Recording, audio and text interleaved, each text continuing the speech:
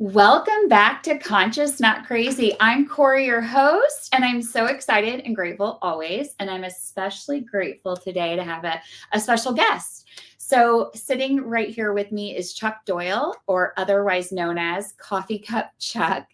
And he is a lot of things. And it's been so interesting and fun getting to know him. And I was just like, you have to come on my podcast, because the other people need to know about you and hear about all the amazing things you're doing. So he's an international speaker. He just got back from Africa.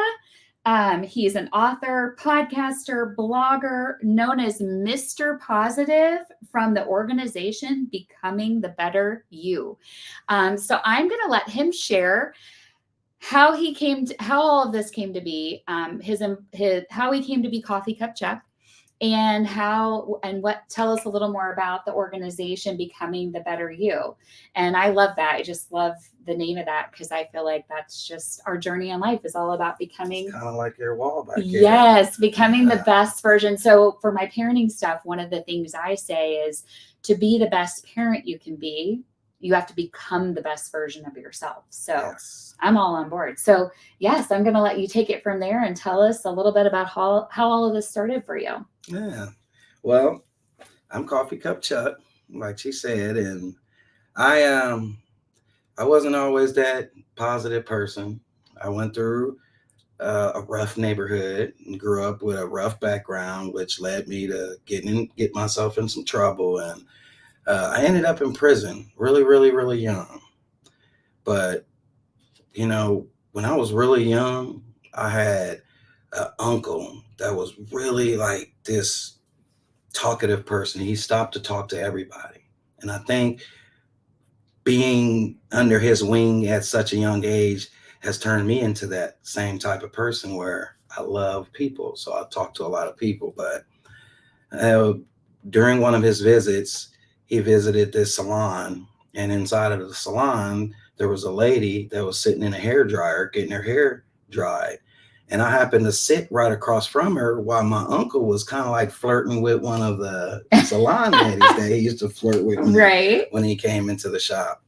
And I just remember the lady saying, she was a big, like, burly African-American lady, and the hairdryer was loud, so she spoke loud.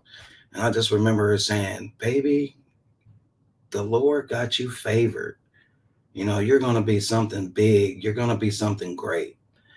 And I remember, sitting there swinging my feet because my feet couldn't touch the ground. I mean, I really vividly remember this moment in my life. So growing up in a split home, mom's raising us, dad's gone.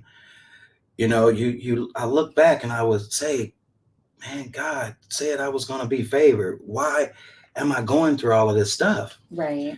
So I ended up in a situation when I was 14 years old where I wanted to be the wrong person, and wanting to be that wrong person, wanting to be the rappers on TV and wanting to be the gangbangers in the neighborhood.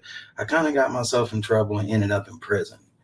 And I wasn't in a juvenile detention center. They put me in like prison. Real prison. Like so young. Yes. And I was 14 when I caught the case, but I was 15 when I actually got sentenced.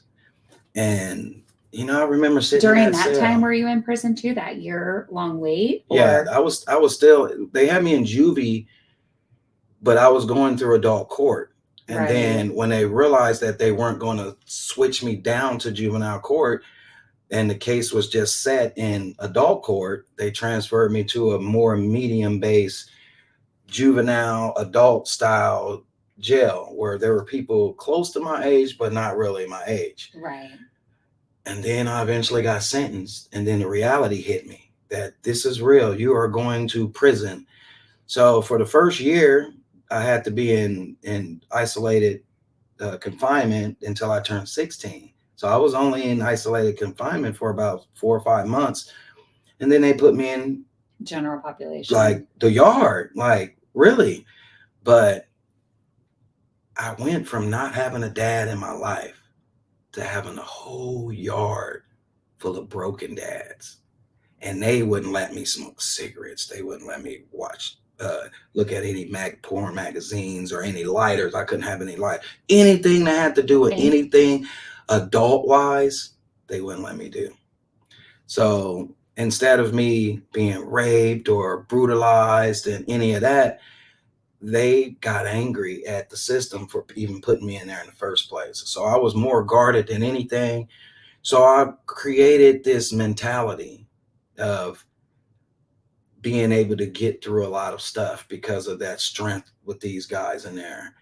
So I got out strong-headed, made more mistakes because they were broken dads. So how long were you there?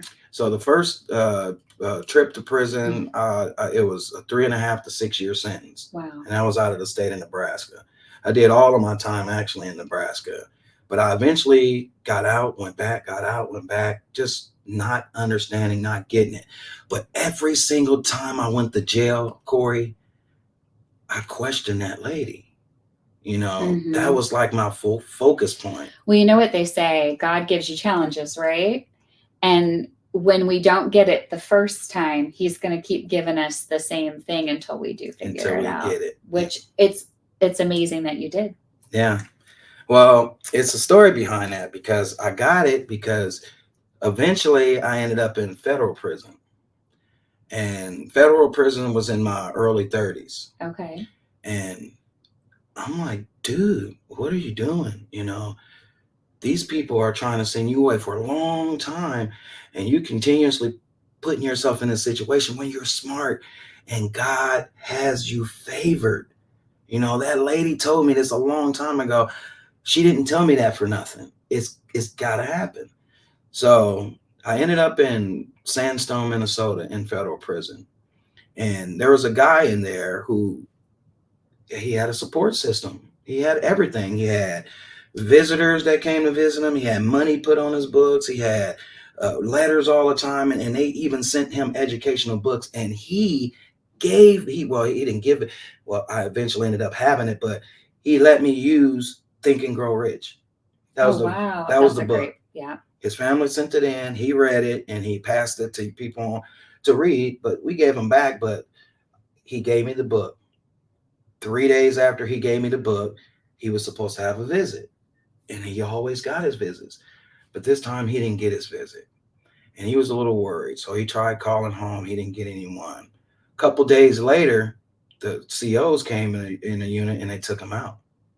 And we didn't know what the heck was going on. So we were like, hey, why they roll this guy up and take all of his stuff out? And the guard's like, man, his visitors were coming to visit him a couple days ago. They were all traveling in an RV, and that RV got into an accident. Everybody died. Everybody. So awful. He took that accountability, and they had to protect him. They had to protect him because he was going to take himself for it. Right. So that hit us. Everybody else on the yard, like, dude, it could have been any one of us. Mm-hmm. We got to do something. So I had that book. I said, man, I got to do something. So I started reading the book. And I eventually read the book until it gave me meaning. And I got on the street with a plan. I was going to go to school for business, because you can do anything as long as you got a business degree and understand the understanding of business. Mm-hmm. So I got the degree in business and science marketing. And I got an electrical lighting job and settled down with life. Like, this is it. And I got a job working for a company out of a bucket truck. And like I said, life was just going. It's just me trying to put the smile on people's faces without having to really be direct with them. So I wore the sock monkey hat everywhere I went. And one day I was working on a bridge not too far from here, and it was like really cold out, and it's right between Row and All, this little bridge with a creek. And during this time, the creek was high, and you can hear the water rushing. It was really cold out, but the water wasn't frozen, and the sun was out. So to me, hey, we got sun. Right. I don't care how cold it is. We at least got sun. It's funny, not to interrupt you, but I was watching something today, a video or something, and I loved this Because, the Bible even says, speaks to gratitude, be grateful, even for the little things, right? Like the sun, just like what you're talking about. But I loved this because there's so much anxiety out in the world. And the guy in this video said, you can't be anxious and have gratitude and be grateful at the same time. Yeah. So if we focus on gratitude, it takes away that anxiety. So I love that you just noticed the sun, because it makes me think about that. I just look out there and I'm like, wow, that's a gorgeous view, or just the little things, being grateful for it. But you got two ways you can look at it. You can look at anything that way. Anything can be looked at as positive or negative. It's a seed we plant first, and it comes from a thought. Well, and you wouldn't be, I wouldn't be who I am today without some of the hard things I had to experience in life. And we were at an event together, and we did there's like the tape on the floor. And they asked the question of who's ever done something they regret. And everybody moved to the other square. And I stood there and they kind of looked at me, and I'm like, I'm not moving because I don't regret it. Did I make mistakes? Yes. But I don't regret them because those mistakes got me here. Yep. So I love this. So yeah, we have a lot of similar things in common as far as our beliefs, and I love it. And I just admire your positive outlook. So finish telling your bucket story of being on the bridge. I didn't mean to interrupt you. No, yeah. Well, because it falls in line with what you were just saying about taking the good out of bad, because you just never know how that situation is going to turn around. Right. Well, in this situation, it was a great turnaround. It was like the best turnaround you can ever have, because of life itself was involved. Right. So I'm working on this bridge in this bucket truck on this light pole, and it's a 2-lane bridge. So my truck, in order to allow other people to come through and, go around me, I had to pop the sidewalk, which allowed traffic from the sidewalk path to, it stopped it. Right. Not thinking anyone was going to come and I could be quick about it. Right. I popped the curb, jumped in the truck, boomed up, started working on the light. About 10 minutes into the light, some guy starts coming towards the bridge, and I'm looking, and he just looked like a 6 foot, maybe a little over 6 foot, tall Caucasian male. He looked like he was in his early to mid 40s, and he just didn't look right. But it was cold, so I'm not judging him because I'm thinking positive intent. Yeah, I just think it's just cold out, and he's just, well, he gets about halfway up the bridge and he stops and he looks out over the water, and he's standing there with his hands in his pocket just looking, and I don't see his face. Only thing I know is I'm impeding on this man, so I need to hurry up, and my hands are cold because it's cold out. Right. And I can't work as fast as I want to because you're dealing with screws. So about 10 minutes go by, and I'm trying to finish up, and I'm getting everything right. And I just said, dude, this man is still standing there. I gotta say something. Right. And the sun is shining, and it's cold out. So I look down at the guy, and I'm like, hey, man, it might be cold as heck out here, but at least we got the sun shining. And then I followed that up with a phrase by just simply saying, not the exact words, but in a phrase where I just told him, hey, man, what a wonderful time it is to be alive. No matter what, it's still something good out here to be thankful for. He gave me the craziest look. Like, it was not a good look. Right. And he turned around and walked back the other way, the same way he came. Didn't even cross me or anything.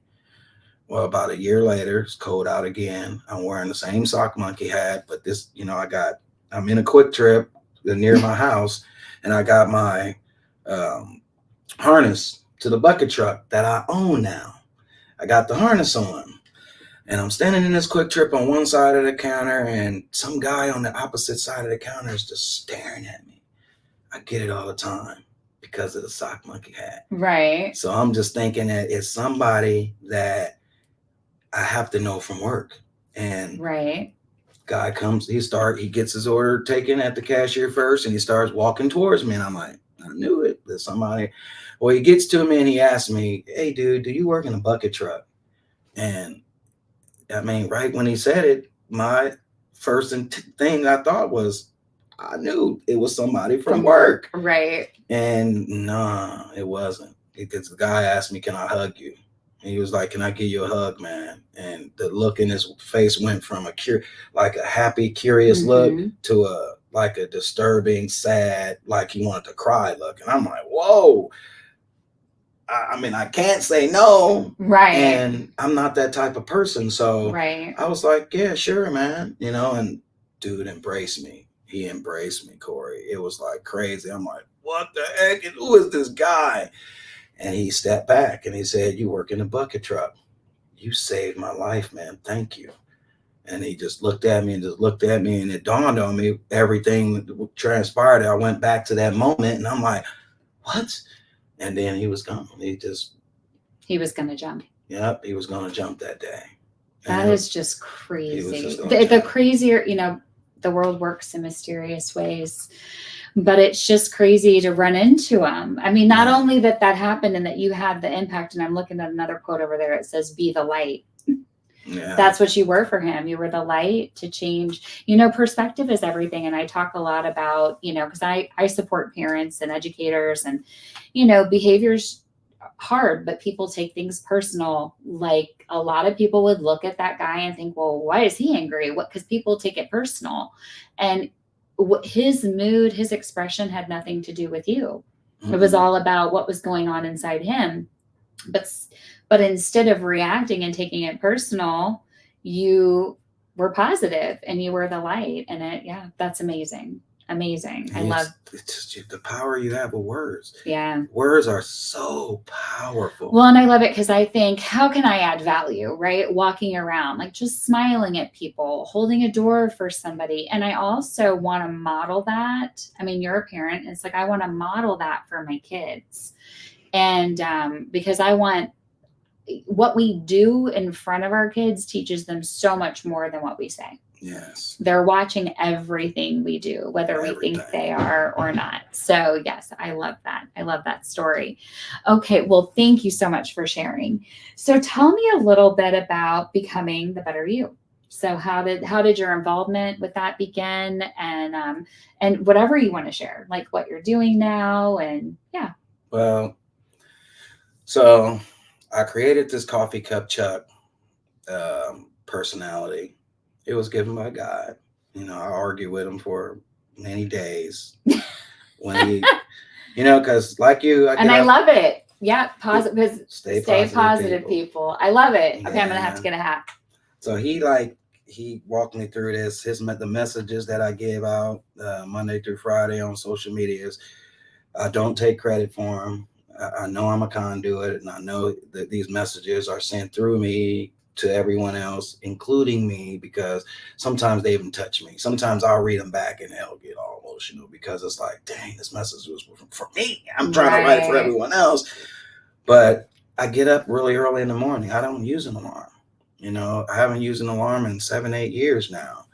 And for the longest, I would get up at 4, 3 o'clock, 3:30, 4 o'clock in the morning, and I wouldn't understand why I was up. So I started talking to God, because if I'm not talking to God, I'm listening and thinking about all this negative stuff that's going on in my mind, sitting there trying to be quiet because my wife's sitting there asleep. Mm-hmm. And I don't want to disturb her by getting up, moving around and stuff. So I'm sitting there just thinking about every and anything I could. So God just told me to write. He said, you write, and, write something positive. And I didn't have really anything to write about that was positive. So I used the relationship between my son. We don't really have a good relationship. So they say, like you just said, your kids, they follow you no matter what. Right. And basically, it came down to me writing these messages for everyone. And I needed to put something with it. So I asked God to help me out. And he was like, coffee cup Chuck. And I'm like, I'm a big black guy. I mean, come on. It fits you though. When I met you, I'm like, I love it. Yeah, I love it. And you are positive, but I love it. I'm a coffee person, and I love my coffee mugs in the morning. It's my favorite. It's one of my favorite parts of the day when I can sit down and think and meditate and change, frame my day, and have a pot and make sure I'm approaching things from a positive perspective. That's why I do my days are better. So I think people do appreciate that. So I love it. Wake up and have your coffee with Chuck. Yeah, that's basically how it stands. But I took that and I wasn't able to really do what I wanted to do with it. You get likes, you get shares, but then, I've always been this guy who goes to the internet for inspirational videos Me to too. listen. And Your Eric Thomas, algorithms. So those out there that might not know this, you can control the algorithms in your social media. So if they are not positive, stop looking at negative stuff. yeah, fights on all that. I like literally all of mine is motivational, positive, funny. I have some comedians on there. See, I posted something a couple of days ago, maybe about a week or so ago, that said, "Be so positive that negative people delete you from their social medias." If you're not, if you don't have that much positive stuff on your social media, you are not helping the world. No. We are the medicine. It is up to us to medicate the people who are sick, or we're going to eventually get infected by it. So we have to try our best to keep feeding that good stuff to people that helps them heal. And that's why you do what you do. Yep. And that's why you do it without merit, without money, without, you do a lot of these things because this is you. That's why I do it. And it's us given by God for us to do it. So right. It feels different. It. It feels different when you feel like it's your purpose in life and you're not doing it because of what you're getting out of it. And The Go-Giver, have you ever read that book? The Go-Giver is, I do have it. I haven't started reading it yet, but The Go-Giver is. And you're an audiobook person too. Yeah, me too. Audio. Because I'm too ADD. I usually clean and listen to books or fold laundry. So at least I feel like I'm doing a mindless activity. Yeah. I'm a book junkie. And I gave up TV. I don't watch TV. Yeah. Too much alike. I don't. I'm serious. I don't watch. I'll watch a show with my kids, and then it's usually a more family appropriate show. And I gave it up for a year intentionally, thinking it was going to be really hard, and it wasn't. And now I've sat down, because it's been a year, a couple times to go back and watch a couple shows, and I don't like how I feel. The messaging in them's not usually positive. Some of it's extremely inappropriate. It's just not, I'm like, why? And what else could I be doing? What other, something productive, something meaningful, adding value to others, or spending time with my kids? Yes. I just feel like I'm wasting time. Yeah. I literally, I learn the news from some social media. I don't even get much news on my social media feed because the news is not positive. Nope. And I don't really care because I want to impact things I can control, right? And I can't control certain things in the world. So I'm not going to give my attention to them. And whatever you focus on in life, whatever you give your attention to, you get more of. Yeah, it becomes you. And that's the Think and Grow Rich formula is that. The book doesn't even talk about money. Mm-mm. It talks about the state of mind. Rich doesn't mean money to me. Mm-mm. The knowledge that you have and the control that you have over your thoughts is the money. Mm-hmm. That's the money right there. That's how you create your wealth. You find out where your value is, who needs the value, and you go out and you perform the value and you become the value. And that's how you create wealth for yourself. But you got to give, in order for you to even figure any of that out. A lot of people people are so into themselves that they forget that we can't even survive without providing a service. We can't get paid nothing if we're not providing something. And the more you provide, the more you get. The more people you help, the more you get. And it's sitting, because I've had coffee with friends that are struggling with different things. I have a friend that struggles with the relationship with her son. And I really just want to be present and offer support. And that's value. Every time I give my time to somebody, in the end, I'm not giving the time because of what I get from it. But every time I've done that, in the end, I leave, they're like, wow, that was really good for me. Like there's something that came of it, whether it was, they gave me an idea for something, or I don't know, whatever it was. There's so many. There's meaning in it. There's meaning in it, but conscious, not crazy. It's all about being present in the moment. Too many people focus on the past. They get stuck on the past or stuck on the problem. and or they're too worried about the future or the what ifs or what could happen, and that creates that anxiety. Whereas if we live in the present moment, you're dealing with what is. Yeah, right now. And I tell my kids all the time, and I've said this on multiple podcasts, is, God made, although, man made the car, but the rear view mirror it is small for a reason. We need to move forward, but we need to be present. If you want to drive well, you need to pay attention to the road in front of you. Yeah. So yeah, you gotta. The windshield's bigger for a reason. They say nothing can be done in the past or in the future like it can be done right now. Right. Nothing. No. Nothing can be done. You cannot do nothing in the future until it's the future. Right. You can't do nothing in the past because it's already happened. Well, and I always say, don't give up better for perfect. Too many people say, well, I'll do that when. They have all these stipulations, and from a perfectionist, a former perfectionist, I let you come into my house to do this recording and beds weren't made. And I'm like, yep, we're just going to move on from that. My old self would not have done that. I would have been stressed out. Here. I might have been mean to my kids. I'm like, nope, that's my teenager's room. Yep. It's just not important. And you don't care. It's just not important. What we're doing right here is way more important than that. And if I don't let some of those things, but even the not give up better for perfect is starting a podcast when you don't know what you're doing, becoming a speaker, going to Africa, saying yes to things before you know how you're going to do it. Say yes, figure it out later. They say jump and figure out a way to slow yourself down on the way down. And if your dreams don't scare you, they're not big enough. They're not. And which brings me back to this organization, BTBY. Right. Corey, the group changed my life, and my life was already being changed.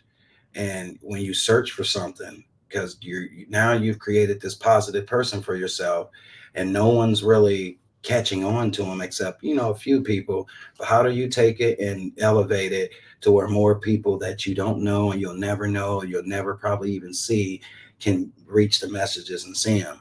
So Eric Thomas, he does a lot of videos, and I watch a lot of them because I listen to a lot of them. I don't necessarily watch them, but I put them on YouTube and I listen to them because the man has so much energy behind his words, and it got me pumped up every morning, even after me giving my cups. So I wanted to become a speaker, but something told me that the book that I was writing, my autobiography book, which is the first book I started writing, something told me that I needed to find a way to get it out. And I went to my mom because I wanted to talk to her before she passed about some of the things in life that happened before I was old enough to realize it, so I can relate it to the book. And she told me, no one's going to buy that book. What are you doing? You're going to tell our secrets. You're going to do all this crazy crap. There's a lot of shame and truth. Yeah. And when families have there's a lot of codependency, right? It perpetuates the dysfunction and the toxic behaviors. And there's fear in revealing the truth, but the truth is how we heal. Yeah. And I told her, so it was the hard truth. She said what I needed to hear, even though at the moment it was kind of a little offensive. But then I was don't take it personal. Yeah, I said, Mom, she was right. No one knows me. So how do I change that? Instead of being mad because she made the statement, how can I change it? So I started looking. I wanted to be a speaker. And that kind of triggered me wanting to write and finish my book, just so I can have it sitting on the shelf and use the Coffee Cup Chuck brand to kind of push my presence out. So I got signed up with a book club. A friend of mine named Sky Noel, she had this little book club thing going, and she invited me to it. And I had just been blowing it off for months. And one day I'm in that same truck outside, and I'm driving down the street, and I'm literally at a stop sign, and I look over, and it's the place, and it's the time of the meeting. And I'm like, what the heck? I gotta go in. It changed my life. Another one of those life-changing things. And when you say book club, to write books? Yes. Okay. I just wanted to clarify for our audience. So Brenda Ringwood, the founder of BTBY, was there. Okay. And I had a friend, one of my real dear sisters, Heather Davis. She was the one who's, I walked in, I'm looking around for this book club, and I see a table full of people, but they kind of, I don't know, they just didn't look like they were there for a book, anything. They were Right. like having fun and laughing and giggling. So You're like, how could this be a book club? yeah, I'm like, that's not it. So what? And I'm thinking, more small, 3 or 4 people. Well, Heather, she's like, hey, you lost? You looking for somebody? And I'm like, I'm looking for this book club. And she's like, you found it. And I'm like, oh, okay. Well, I introduced myself and I kind of told my story a little bit of why I wanted to write a book. And well, Brenda was sitting there just quiet. Well, comes to find out, Brenda is Caucasian. She was older. She had been to prison. She went to the Wow. feds. She was rich. She had money. Her crimes were totally different. So we were literally the total opposite. I went to prison young. I was African American. I was poor, and I felt shame going back in society. Same opposite. So People aren't that different. yes, we're not. No matter what pedestal you try to Well, put yourself on, there's always a level ground. And there's a problem in society where there's comparison. Yeah. And yeah, it's just that when you find anytime I catch myself, because we do it, it's human nature, right? Comparing ourselves with where we live, what we have, the way our kids behave, all of the things, because a lot of parents struggle with managing behavior because they're more worried about the perception of it. But it's very interesting if you're really present and real. None of that matters. Background doesn't matter. It's like, are you a good human? How do you treat me? Yeah, it's crazy because, oh man, I love this. I love it. I gave her a card and she called me right away and she was like, your story, I loved hearing your story. Mm-hmm. I just want to take a second, if you got a second of your time, to tell you my story, and let's work together. Awesome. And she told me her story. I was like, what the heck? And so I'm trying to picture in the group who this was. Because we prejudge people too. Yes, and I couldn't do it. And I'm like, what the heck? So, I, of course, Googled her and found out who she was. And I remembered her silent. And she told me about this organization and I'm like saying to myself, this is what I've been looking for. I've been looking for a platform that not only lifts me up as an author, but a speaker, a motivator, a platform where I'm going inside of schools, I'm going in front of office, personnel. Going to Africa. Different countries. And I committed to it. That's awesome. And once I made the commitment, it was like I had already made the commitment, because I had made the commitment to becoming the best person that I could be. And that's the only person I fought every day, which leads me to the question that you want to ask me of what would I say, what knowledge, what information would I give someone looking to know something that can help get them to the next level, especially as a parent, as a child. It doesn't even matter. They need to get into a relationship with the person they're going to become.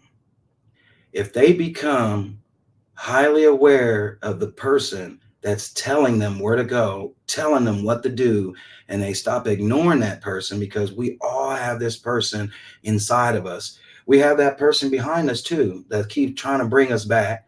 And that's why, if you understand what's going on in the present, Corey, right, you can really listen to the person that you used to be and the person you're going to become. And the person that you used to be, they can't tell you shit. Right. They can't tell you jack.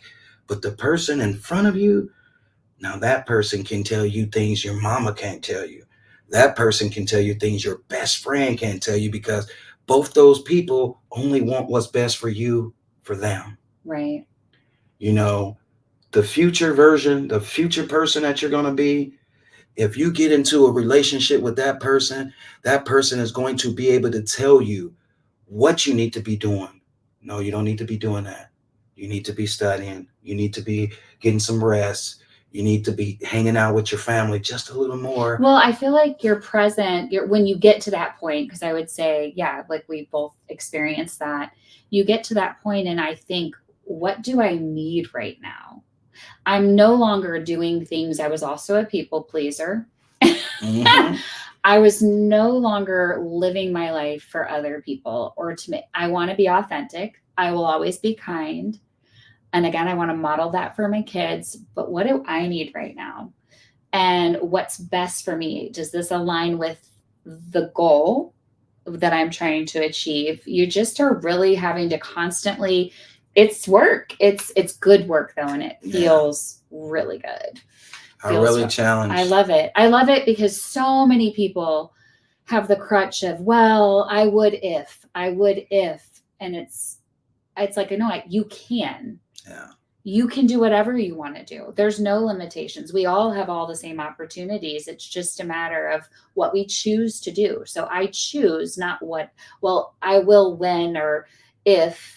Those words are those are the limiting belief words. Limiting belief words. That is the fixed side of your mind. Mm-hmm. The ifs and growth mindset we need. I'm telling you, and the last half of my life, this stage of my life, I'm gonna say, I've learned to jump.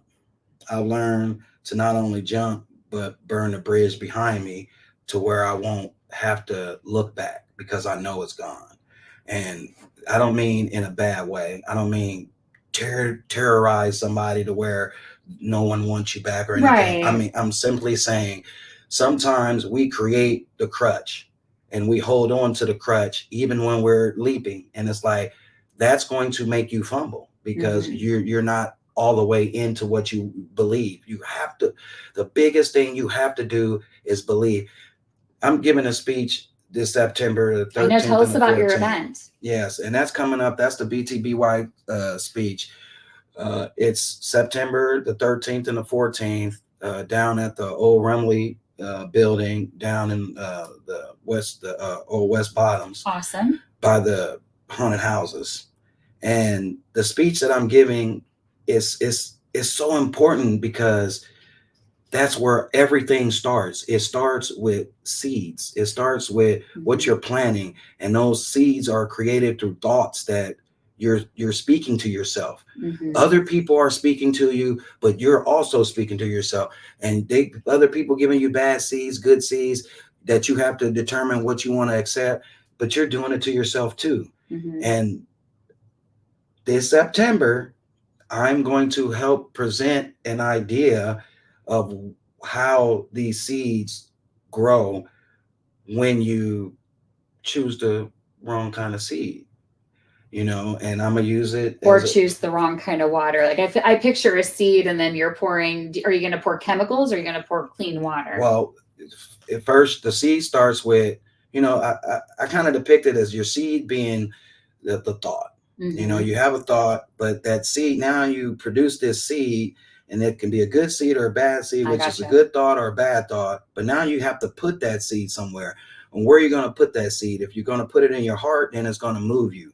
But if you put it in your heart and your heart isn't right, if you put it in an environment where that environment is not going to produce what you want it to, that's where your problem is going to go. So you got to make sure the environment you're placing your seed in is going to help you grow that seed. 1,000%. I talk to my kids about that too, and their dad does as well. It's, you are to some degree who you hang out with. Yeah. So when you look around your sphere or circle of the 5 people you hang out with the most, is that what you're striving to be? And if not, you might reevaluate that. Like, I value authentic friendships where I have friends that are going to be real with me and call me out on my shit. Yeah, and that's I value that. Those are the best friends. It's not always fun, but I value it, and I want friends like that. I don't want friends that are just going to be like, oh yeah, or superficial. I want authentic friendships. I want my kids to have that. But I ask my kids, like, I have teenagers. Is your friend group, is that what you're aspiring to be?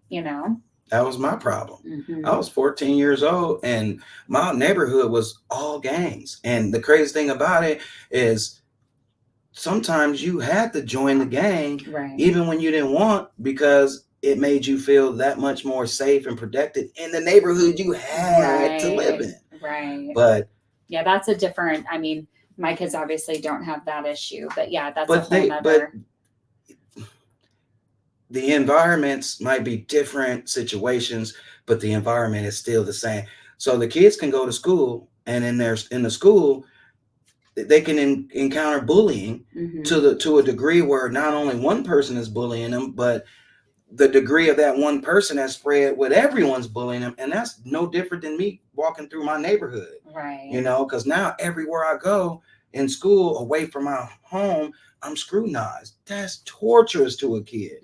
So to me, what I would have liked growing up is a stronger structure of parents, you know, where the relationship in my household was strong. Like, I can sit down and talk to my mom. I can sit down and talk to my dad as a child of theirs. But I can also sit down and say, Mom, all parenting aside, can we sit down and have a conversation?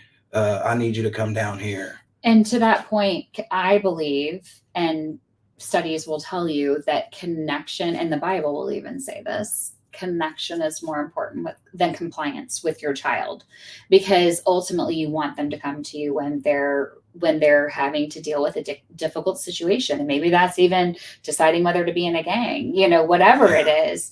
I want my kids to talk to me about anything. So I say really uncomfortable things like it's nothing, and they just look at me, but they usually share, and we have great conversations, because I can't, you know, I'm reading a book right now, which is amazing. It's called The Anxious Generation. And it talks about how we overprotect our children in today's world, in the outside world, in the real world, because we think it's not safe. And we underprotect them on their phone. And we need to reevaluate that. Yes. They need more autonomy out in the real world, because it's actually much safer than the online world. But yes, I think connection is the most important. Humans crave connection. And if your child doesn't feel safe, they're going to go somewhere and get that information. And I would imagine if you asked most parents, you want your kids to come to you. So yeah, you do. I remember one time my mom said, if you ever want to try any drugs, I want you to do it in front of me, because if you do it in front of your friends, they might not understand how to handle it or what to do, and you'll die. Right. At least in front of me, you might feel awkward. You might feel, you know, funny, but at least if you have a bad reaction, you know, I could be there to help you. But then, you know, I didn't do that. Right. And I ended up getting caught. Right. And she forced it all on me and made it a lot worse. Right. So, you know, a lot of the relationship between my mom was a love and hate, because, you know, she trying to raise, and reason why I want to even switch to this type of conversation is because I know you deal a lot with the youth and parenting. And a lot of times parents, especially the single parents, especially moms raising boys, you know, they feel the only way they're going to be able to control that boy is to either one, let him get away with any and everything he wants and spoil him to death, or brutalize him. Yeah, and neither is going to work out. Neither. Well. And so what I talk to parents about is, it's basically, you need boundaries and you need consequences, expectations, but conversations. Too often parents like, why would you do that? It's judgment and shame. And instead it's like, hey, you want your child, kids are going to make mistakes. They're going to try things. And I want them to come to me when they get themselves. Like I tell my kids, I'm like, if you're in a situation and it's not a good one, call me. I will come get you. I will not ask you any questions in that moment. We will talk about it later. And what talking about it later looks like, again, is not me attacking them. It's me saying, okay, so tell me about last night. How did you end up there?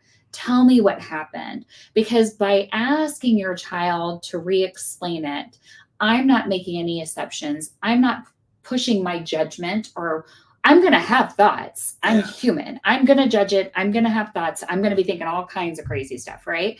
But if I approach it from the perspective of asking questions, whenever you ask a person, the way the brain works, when you ask them a question, they have to go to the cognitive processing centers of their brain. So the child's not going to go in fight or flight or the emotional state.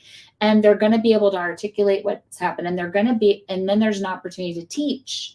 Like, hey, was that a good idea or a bad idea? What would you have done differently? How can I support you in this? What do you think you need? Because maybe they're repeatedly making a poor choice, right? Because you said it took you a while. You went to jail a few times. And it's like, why do you think this keeps happening?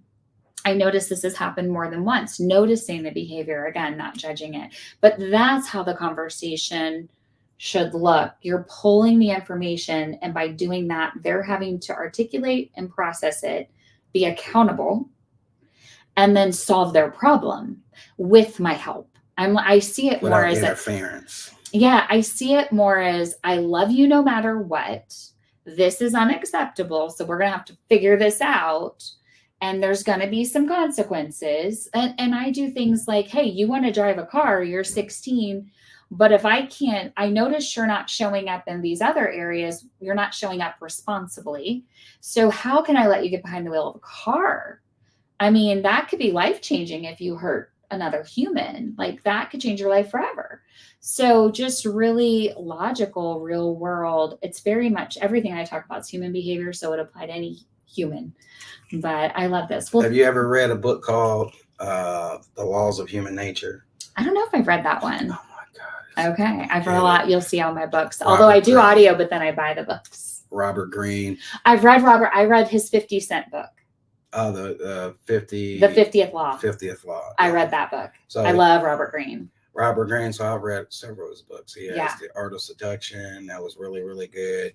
These books people look at them terrible because they are books that depict war and situations. But the nature of it is such, but the rebuttal and what you get from it is so much more than that, because you teach yourself and train yourself how not to allow other people to do those type of things to you. So I like The Laws of Human Nature because you're in the human nature, and it really gives you the best understanding of how human nature works. No matter who you are, it doesn't matter. Because I read the book and I'm sitting here saying, this portion is talking about me. Right. You can't get away from that. Right. Because you know you. So for this book to tell me that I'm talking about me, and then it's telling me how my stepdaughter is, it's telling me how my wife is, it's telling me how my friend is. And, you got people in your life that's maybe a little shaky in this area, and it gives you a clear understanding of why. Right. So that's why I love the book. And I love books in general because I feel like I read all these books, and every time I pull, like, there's one thing that just sticks out, and I want to go back and read some of them again, but there's always like one nugget that I take from a book that just resonates and sticks with me. Mm-hmm. And I love that. One of my favorite books is The 4 Agreements. The 4 Agreements. I have to make a mental note. Okay. It's great. It's The 4 Agreements. All you can do is your best. All you have is your word. Don't assume, and don't take anything personal. I like that last one. So that's our biggest problem. Yes. Everybody in the world takes other people's behavior. Your behavior, your choice. We cannot control, just like your teenage son or what you were talking about. We have no control over the people in our life.